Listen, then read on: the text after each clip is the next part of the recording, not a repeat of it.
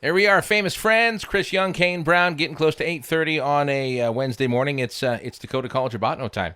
So we have the one and only. Now, it's funny you say that because we've had you on the phone several times. We've never had you out here. We have the athletic director for the college, Mr. Corey Gorder, out here this morning. Good morning. Good morning. How are you? I'm doing great. Now, there is a lot of sports going on. Yeah, that's a nice way of saying it. There's no other way to say it. There's a lot of stuff going on. There's a lot of things going on. Yeah, we have 7 sports going on right now, actually. Wow. Yeah, it's crazy. Our softball and baseball teams both just took trips over spring break, and obviously played in a little warmer weather, even though it's been gorgeous outside here. It has been. Yeah, so they start those two sports start conference play this weekend by going to Miles City, Montana to play their community college out there in Miles. So they're up and rolling, and we have a couple sports kind of wrapping up as well. So what do we have coming up? I mean, locally that we can look forward to going and watching? Yeah, going and watching. Absolutely. We're open to fans coming in.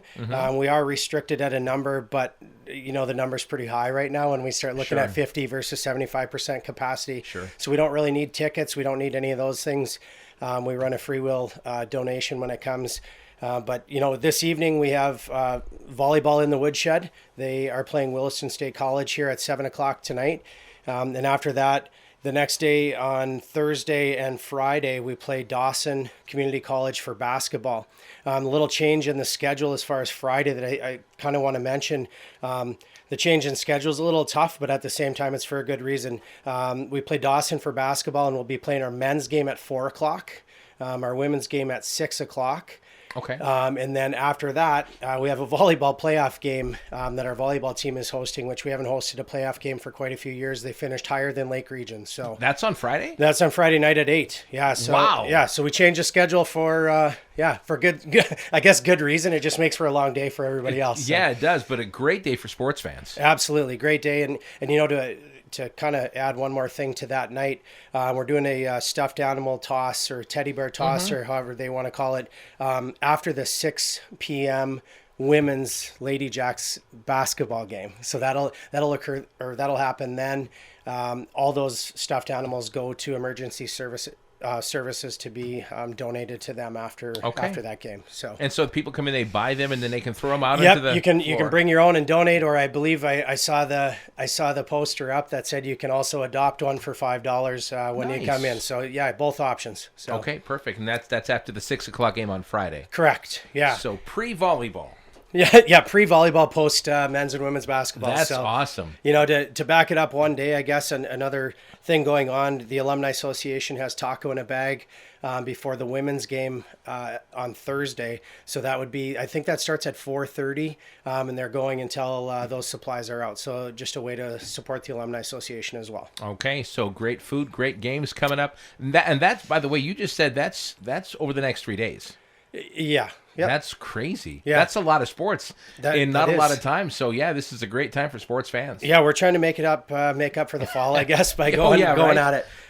Just a better hit our women's and men's hockey teams as well. Our women's hockey team, they ended up at 8-5 overall for the first year, 8-3 against Division II teams. So they played Minot State twice. They're still looking to play 4 more games, I believe is what I was just told here yesterday, with adding a couple with Minot State and then potentially a Team North Dakota team, the girls team that they put together for high school kids. So we're looking to add those games still here within the next couple weeks. And then men's hockey we're a little above 500 right now as far as our record goes.